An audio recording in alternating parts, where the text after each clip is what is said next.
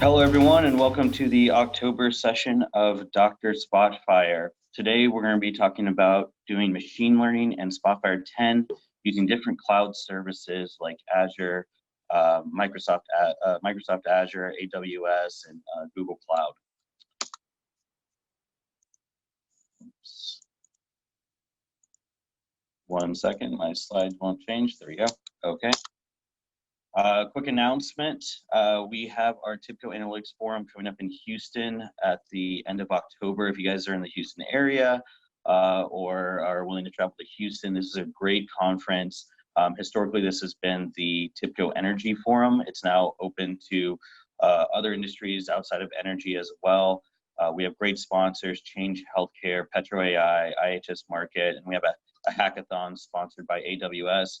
I'll be there personally conducting a training on Spotfire 10. We have a beginner and advanced training. We also have a hackathon using different analytics products. You might get a chance to try some streaming there, see some of the demos, try some of the demos that we've done. We'll have great presentations from companies like Mercedes, ConocoPhillips, Change Healthcare, various other companies, Samsung Semiconductor. So go to the website. It's at the top right of this slide if you're interested. I think it's a great opportunity, very affordable conference, and you get a lot out of it. So the next thing is getting into Dr. Spotfire. Our slogan is learning is not driven by answers, but by questions. Quick reminder that the more questions you have, the more you're asking about your data, the more you tend to learn, and the more powerful your skill sets become. Today, we're broadcasting from Scotland. We have our data scientist, Colin Gray, in Stirling, Scotland. And Colin's going to be presenting again on using AWS and Azure to do some text analytics and some image recognition in Spotfire. If you don't have an account with Azure, AWS, Google Cloud, they're often free to get started, so don't be discouraged. You can go to their websites, get started for free, and try the stuff that Colin's going to be showing you today. It's all very accessible to you, and if you have any questions throughout the session, feel free to post it in the chat Q&A, and I'll be answering those throughout the session. We'll also do some Q&A at the end of the session. With that, Colin, I'm going to hand it over to you. Great, thank you. Okay, let me just share my screen. So today, as Neil introduced, I'm going to show a couple of examples of using cloud services to run machine learning and AI type activities. What I'll do is I'll start with the end and actually show you some of the sort of finished dashboards we've pulled together. And then I'm going to break it down and take you through each step, the key components to doing these types of things, and try and show you how the potential for running your own machine learning through Spotfire.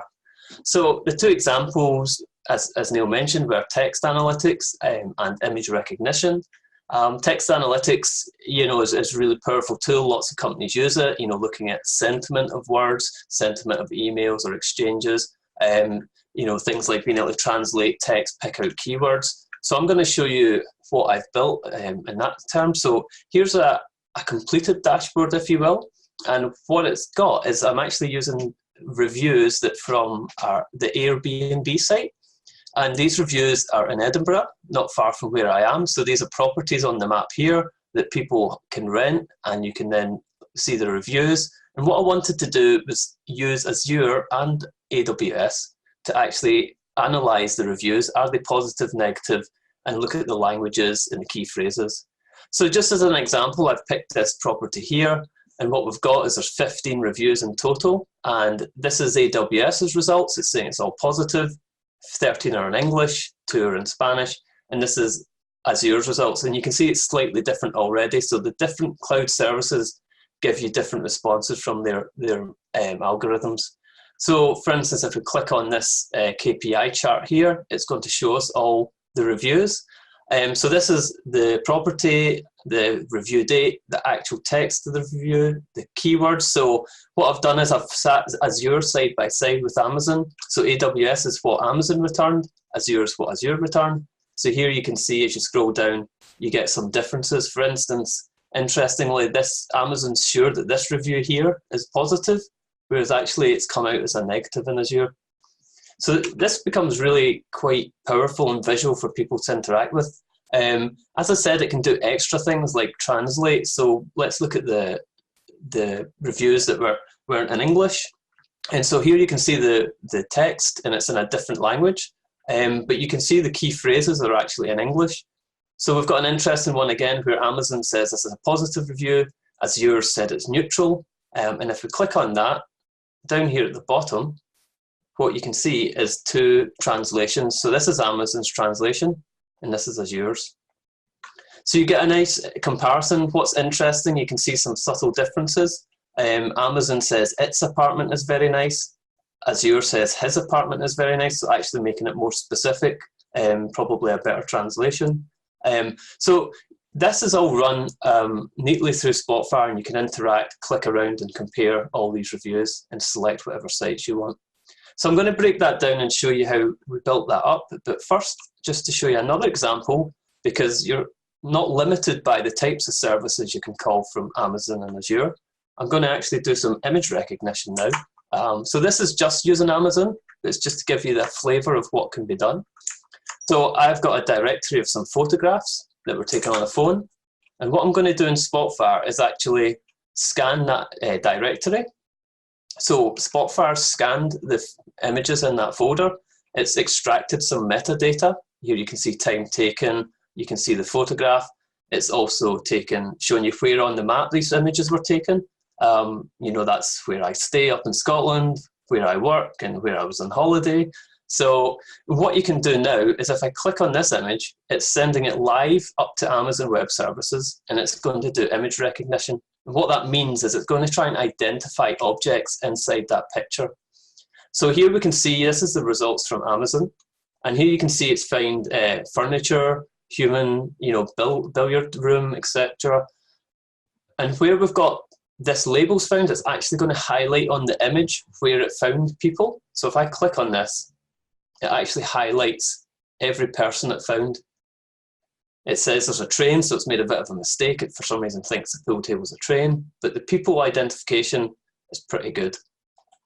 And you can even individually pick a person or other things. And so again, it's very interactive. So for the end user, or if you're working on machine learning analytics, using Spotfire gives you a really nice visual way to analyze the results that you have from a model, but we're hiding the complexity from that of the model from the user. So what I want to do is actually take you through the different components on how to do that. So I will just take you through a couple of slides to actually set the scene. Spotfire, because it can access various tools and APIs, you can do machine learning in quite a few different ways. I'm going to focus on one way, but I just wanted to make one of the power of Spotfire is you have lots of options to you. Spotfire can call out to R or ter, so you can actually, if you write code in R or ter, you can call that from Spotfire, so it opens up that world. There are tools from typical data science which are more workflow driven that can do in database machine learning or in memory. Again, they can be called from Spotfire, and then the method we're using today is Python. So there's a Python data function that you can use, and that really opens up the whole world of Python to you. So as I said, we're going to cover Azure and AWS, but obviously Google are a big player in here as well, and again, you could call out to Google. The two flavors of machine learning models you find on these platforms is pre-built machine learning models, so image recognition, text analytics like I was showing you there are pre-built, but you can obviously train and build your own. Amazon use something called SageMaker, Azure machine learning service. Just to give you the getting started context, so we're going to use Python to call these services. Why I chose Python is because Google, Amazon, and Azure all maintain their own Python library that you can download and use for free. So that means they're actually maintaining and making sure that that function is correct, that library. You can download the Python data function from Spotfire from a community site and then deploy it. You need to install Python locally or on the server if you want it to work through the web. Just a little trick is if you get a problem with Python not being recognized in Spotfire, make sure you've added Python to your path variable. That's part of the install process as an option. And then you just use pip, the standard Python tool to install the libraries you need. Pandas is the minimum requirement, but what you'll see is Amazon's library is called Boto3, Azure's is called Azure. But just to point out that Azure also needs individual libraries added depending on what you want to do. So let me go back to Spotfire and actually run a Spotfire tool from scratch. So I'm going to use text analytics this time. And what I'm going to do is show you how to do this sentiment analysis, but in a very simple form initially. So in Spotfire, you can have data functions, as I mentioned, and these can be calling out to R or Python. And we're going to use the Python function I've pre-written to do this sentiment analysis. So what I'm going to do is I'll put on a table.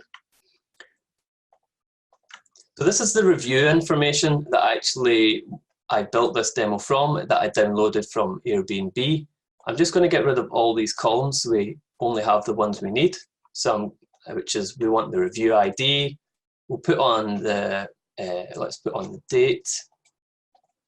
And let's put on the comments. So that's the review as it was. So if we expand that a little bit, you can see the review that people have written.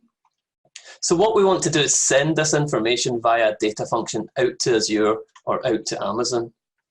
So how we do that is we're going to go to data function properties and we're going to insert a data function. If you haven't written a data function, you can register it here. But because I've pre-written this for the sake of time, I will actually insert one I've written already. So I've got one here called detect sentiment that uses Amazon. So when you have a data function, what it has is it has a series of inputs. So that's information you're sending from Spotfire to your data function. So here we've got a table of data to be analyzed. So that is our reviews. We want to just use the review ID so we know what review we're talking about, and then the comments cleaned up.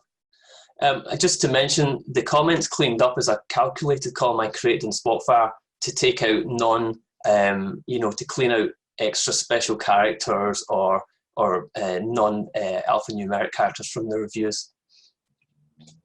What I'm going to do is just ask that to respond to marking so that we don't send the entire data set, because that would take a lot of time to analyze. So I'll just pick these 66 rows here. Then all we need to provide is the column that contains the text so that the data function knows this. So I'm going to use a column property. If you use data functions, a lot of people would be tempted to type in the column name here, but what I prefer to do is actually use a column property. So what you can do with that is if you pick a column from here and then scroll down to the name property, I can actually send the name of this column into the data function. The reason that works better than typing it in as a hard-coded value is if you change the name of this column, this data function will still work. So that's just a small tip if you're ever sending column names through a data function. So I'll do the same here, just to give it an ID, not reviewer ID, we want review ID. So that's us set our inputs for the data function. We then need to see what we will get back once the Python has run. So in this case, it's sending back a table. So we ask it to create a table, and what we'll do is call this sentiment results new. So when I click OK, it's going to live send this new function to Amazon and run Amazon. So what you can see here is it's now running that Python code. So all that text I sent is now being sent to Amazon. And hopefully it'll finish quite quickly. There we go. And what we should see now is we should have a new table. So if I add another table here beside this and go down to it, there you can see it's called sentiment results new. And here you can see all the results that was returned from Amazon. So you can see the review ID, which will match up to the review IDs here, the sentiment result, and some scores that Amazon provided. So what I want to do is show you the script that did that, just to give you the context of how we can write these Python functions. So I used that script there. So you can click on Edit Script and it'll actually show you the Python code. And what we have here, so all your Python functions and when you call cloud services will follow a very similar pattern. And I'll summarize that after this using this example. Each Python function has this section at the top, which is Spotfire's way of working with Python. So you always need that, and it will be automatically inserted when you create a new Python function in Spotfire. After that, it's all your own code. So what we do is you normally define the libraries you need. So in this case, we've got pandas to create data frames, and this is using Boto3. So as I mentioned before, Boto3 is Amazon's Python library. The next two stages you do are you normally authenticate with a cloud service. As Neil said, you need an account. And there's various ways to authenticate with a cloud service. You'll notice there is no authentication in this script, and that's because I'm using a server-based authentication. But I'll show you an example when it's in the script. The next crucial part to calling a cloud service is you define the service you want to do. So what we're saying is, in the Boto3 library, create a client of type comprehend. Comprehend is Amazon's name for their text analytics, and we've got a region, as often cloud services have. Then you're into your main Python function. So what we're doing is very simple things, such as creating an empty list to hold our results. And from here on in, we're looping over the data. So this input table actually comes from Spotfire. So here you can see that was the data table we passed from Spotfire with our reviews. And all we're doing is looping each row. So as long as each row isn't blank, we're going to use our comprehend client and we're going to call detect sentiment on Amazon and pass it the review in that row. We're going to set it to English here to be simple. And what we get when we get results from the cloud service, it's always in JSON format. So the rest of this script is really just interpreting that JSON to build a new data frame, which you can see here. So eventually we build a data frame that returns the results. And that's your output parameter here. So you can see the name sentiment results, and in your script, that's here. So that's what passed back to Spotfire. And that's what you see here. Just to put it into a little bit of context of what Amazon actually returns, if I can find the web browser. So this is Amazon's own website. You can actually test running each service just from their web page, so you can see how it looks like.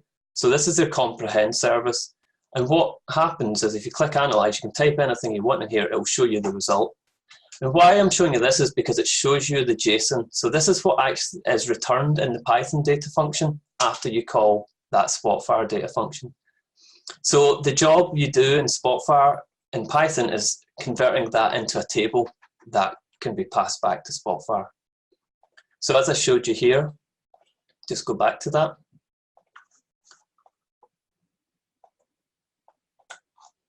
That's what this is doing here. So we're interpreting that JSON. We're grabbing the objects and properties of that JSON and turning that into a pandas data frame eventually.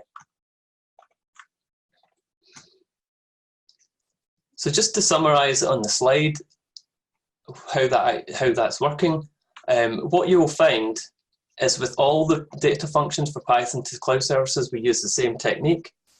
We've got you load your Python libraries, you authenticate with Azure or AWS. That can be using what's called the client, or you can do it in the code. You initiate your cloud service, so comprehend or image recognition. Submit your data that came from Spotfire to your cloud.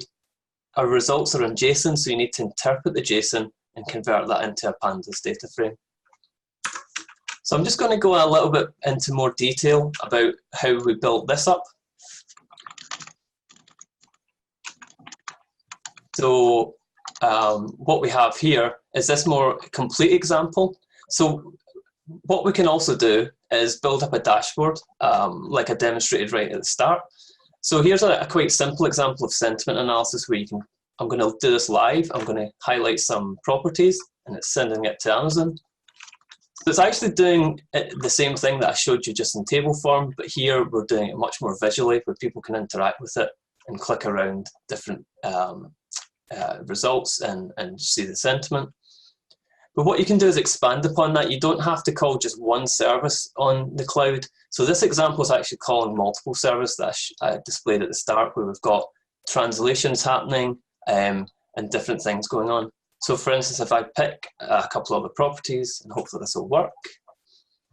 So now I'm sending these two properties reviews to Amazon and Azure. So again, it's calling out to my data function when I do that. And what you can see is I've got two functions here, one for Amazon and Azure, and they actually run in parallel. So the results are returned as they work. And Colin, sorry, in that data function, I had a question in the chat about the from call to Python _data_ functions. And I think I might have missed that myself, but a from call in there? Oh, there is. Okay, yeah, at the very top. Yeah. So can you just describe a little bit about what line 1 in your code is? Sorry, what part? The from call where you're importing the namespace at the very top. Oh, here. Yeah, there you go. Yeah, okay, so that is something that when you create a new Python data function in Spotfire, it automatically inserts. So what that's actually doing is that's Spotfire's own Python data function, and it's essentially saying to import all the functions from this. If I take this out, this function will no longer run. So let me show you actually creating that in Spotfire, just so it puts into context. So when you register a data function, and we pick it's a Python script, you can see that's added to the top automatically. So that's the default you need before you start typing, your own code here. So it's just to import Spotfire's own Python data function that's built in. Thank you. That makes sense. So in the chat, Julie is asking, that's the only data function register, or do you have to register to use the packages? Sorry? She was asking if that's all that's needed, or do you have to register to use the packages like Boto3 and things like that? Yeah, you do, absolutely. So like I said, in the second step is register on your own. So let's go back to that example again. We've got that inbuilt Spotfire one, and then after that you import all your libraries that you need. So pandas is always needed, but Boto3 is Amazon. If we look at, for instance, Azure, just to give a different context, you'll see quite a few libraries are being imported.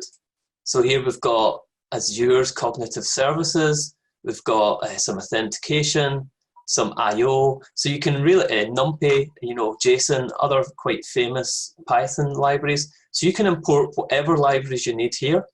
The one thing you have to make sure is that on your PC, you've done, pip install, all your libraries. So you need to make sure that you've installed the libraries on your machine, and then you can always import them through this data function. And that's a standard process for installing the libraries with Python. So if you're familiar with Python, you've probably been through that process. And if you're not familiar with Python, you could do a quick Google search, and there'll be lots of help on how you install libraries. It's a there's loads of there's lots of help out there. So if you've used a Jupyter notebook, for instance, it's exactly the same you would do for that. You install Python the same way. Your Jupyter notebook would have the exact same code. So it's a good tip. If you delete this part, and you can copy all this code and put that straight into a Jupyter notebook, and then you can run this and test it outside Spotfire. So that's a tip I use. You can actually test your code in Jupyter first, and then put it into Spotfire. Right, and there's also another question about using Python with buttons and property controls, and there's a little confusion. So just to clear this up, the Spotfire has IronPython, which is a little bit different than what Colin's showing now. So IronPython is a Python language, but it's used for automation of Spotfire and use of the Spotfire API. So that's for like automating actions, like doing like specific things with like charts, turning on and off map layers, like just controlling the Spotfire application itself and automating. But then what Colin's showing with the data function, this is using actual Python, not IronPython, and this is for more like analytics and other scripting. Go ahead, Colin, if you were going to add to that. Yeah, it is a confusing name, unfortunately, that we've got IronPython and then we have Python. As you say, IronPython it does all sorts of tricks. You know, the scripts you write in Spotfire tend to be IronPython. So for instance, this button here, if I click a different place on my map and I click zoom to area, that actually resets the zoom in my map, and that's an IronPython script. So that's possibly what people are more used to. So it's triggered from a button. You can see it's IronPython, not Python, and it's doing some IronPython code to reset the map and rezoom it. So I think the distinction is that the scripts you see that are IronPython, you will have in text areas and things, and you will access them through that. But to see Python or ter functions, you have to go to this data function property. So it is a subtle difference. But in terms of property controls, these are buttons here. So for instance, let me just go back to my area I was using before. You can pass properties to your data function so that Python knows about them. So what I've done here is add some properties here into my text area. So let me just quickly show you how I did that. Notice how I'm using style sheets in Spotfire as well. You can actually style text areas and things like that. But here we've got a drop down, and all I've done here is say displaying it. You can put the options of yes and no in this drop down here, and then it's going to populate this document property. So the reason I did this was I wanted to control whether key phrases were done by Azure and Amazon. So if I hit no on this now, what it will do is you'll see all these key phrases disappear. Let's just give it a second to run. So Amazon's disappeared and Azure's just catching up.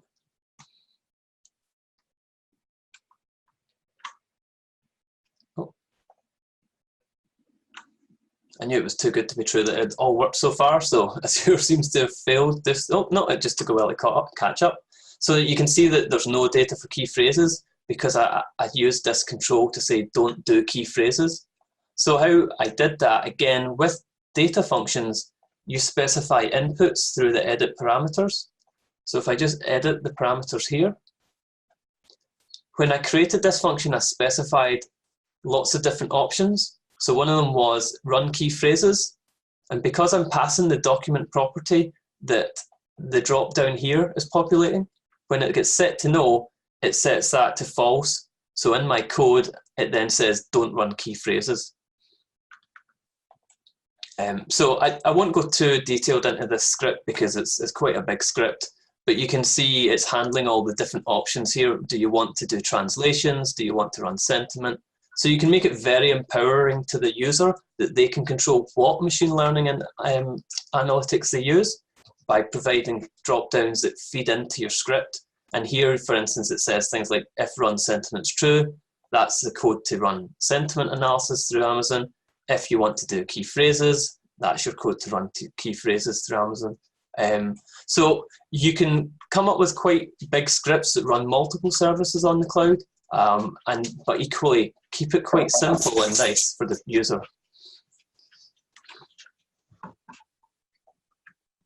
And for the viewers, you know what Colin was showing with the key phrases and that drop down, that's called a property control in Spotfire. It's one of the fundamentals of how you can control all kinds of visualizations, analytics, and you can pass things to scripts, or you don't even have to pass it to scripts. You can just control within, control just the visualizations themselves. But it's a whole separate topic, so we won't get into that. If you're interested in learning more about that, you can look up property controls in Spotfire and read about how that's done. Yeah, absolutely. All these menus and buttons here are all properties controls, and it allows me to control what's shown on the map, what's shown over here. Again, it gives you a really nice way of making it easy for people to interact with your tools while doing some quite complex machine learning and analytics behind the scenes. Thanks, Colin. This was really interesting. Yep. Did you have some more slides there? No. I think we've probably covered enough. Just to summarize, you've got text and translation services. I've shown you image recognition as a brief demo. There is a YouTube video for a more in-depth explanation of this as well that we did at a previous analytics meetup, so you can look that up as well. But hopefully that was useful. It's quite a complex concept in the data functions, but I hope it gave people an insight on how to get that started and do cloud-based machine learning. Yeah, I think that this is really powerful. I put a link to that YouTube video in the chat. I'm gonna go ahead and start sharing my screen here. Yep. I put a link in the chat for you guys on that image recognition video. Colin shows how to do a similar thing with AWS Recognize for image recognition. I've also put a link to like Photo 3 services that you can use with Python, and that can call all kinds of things from AWS like Alexa and DynamoDB, things like S3. So check out those links. I'm also going to put in the chat now some resources for you guys. Where's the chat? Okay, here it is. Some resources on some different user groups. If you guys are trying to get involved in Spotfire, you can ask questions on community.com. You can hashtag things with Dr. Spotfire. You can also tweet Dr. Spotfire, email us directly at drspotfire@tibco.com if you have sensitive data, sensitive questions. We have, again, user groups on Reddit, Facebook, and LinkedIn. I put those links in the chat for you. So those are very active. If you have other questions, you prefer one of these other platforms, definitely check those out. And we have a pretty active YouTube channel. I'm putting out quick tips, usually a quick tip 1 or 2 a week. So you can check that out for continuous learning. And this session itself will be posted on our YouTube channel within the next few days. So you can catch the recording, share it with your colleagues if you'd like. And lastly, I want to mention that in next session, we'll be talking with Niraj, and he's going to be presenting on embedding Spotfire in websites. So that'll be on the first Tuesday of November, November 5th. And so be sure to join that. What I'm going to do is actually pause the recording now. There's some questions in the chat, but we're over our time. So I'm going to pause the recording. And if you guys have questions, you can hang on after the session and we'll stick around to answer your questions.